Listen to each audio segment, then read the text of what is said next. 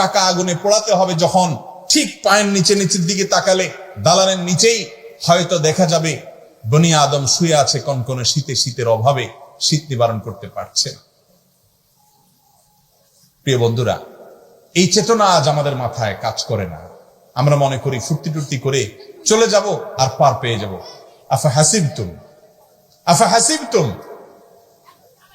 আন্নামা খালাকনাকুম আবাথা, তোমরা কি মনে করেছো তোমাদেরকে অহেতুক সৃষ্টি করা হয়েছে, যা খুশি তা করার জন্য, আতশবাজি করার জন্য? ওয়া আন্নাকুম ইলাইনা লা তুরজাউন, আল্লাহ বলছেন, বান্দা তোমরা কি মনে করেছো তোমাদের আমার কাছে ফিরে আসতে হবে না?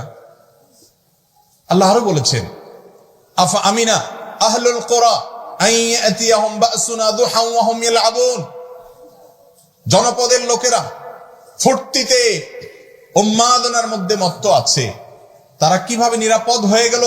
তাদের উন্মাদনার মধ্যে আল্লাহর আযাব এবং গজব নাজিল হতে পারে তাদের অপকর্মের কারণে, অপচয়ের কারণে, অনর্থক কাজের কারণে, সীমালঙ্ঘনের কারণে, ইহুদি খ্রিস্টানদের অন্ধ অনুকরণের কারণে। অনর্থক কাজে আমরা ডুবে আছি।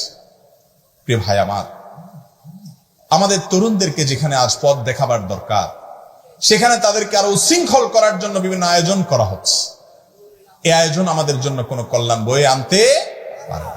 গত রাতে আপনারা জানেন, ঢাকায় প্রায় 10টিরও বেশি জায়গায় বাড়িতে আগুন ধরেছে এবং সে সমস্ত আগুনে শত শত মানুষ মারা যেতে পারত। আল্লাহ তাআলা আমাদেরকে হয়তো সামান্য ইঙ্গিত দিয়ে একটু বার্তা দিয়েছেন যে আগুন নিয়ে খেলা করা অগ্নি পূজকরা বছরের প্রথম সময় উদযাপন করত, তুমি তো মুসলমানের সন্তান, তোমার সাথে তো এটা যায় না। তোমাকে তো আল্লাহ তাআলা ঈদুল ফিতর দিয়েছে, কত পবিত্র আনন্দ, তুমি ফুর্তি করো। ঈদুল আজহা দিয়েছে, তুমি তো সেখানে উৎসব করতে পারো, তুমি কেন বিজাতিদের কালচারকে তোমার গায়ে মাখাতে যাচ্ছ? যে সমস্ত মিডিয়া, যে সমস্ত বাণিজ্যিক সাম্রাজ্যবাদীরা তোমাদের জন্য এই সমস্ত কালচার আমদানি করছে, এগুলো তাদের ধান্দা, এগুলো তাদের ব্যবসা বাণিজ্য। তোমার আবেগটা হলো তাদের সস্তা পুঁজি। তুমি নিজের ইমানকে বিক্রি করে দিচ্ছ, অর্থ অপচয় করছো। যেই টাকা দিয়ে তুমি ফানুস উড়িয়েছ, ওই টাকা দিয়ে একটা চাদর কিনে ঢাকার অলিতে গলিতে শুয়ে থাকা কনকনে শীতে মায়ের কোলে থাকা শিশুকে একটা চাদর মুড়িয়ে দাও।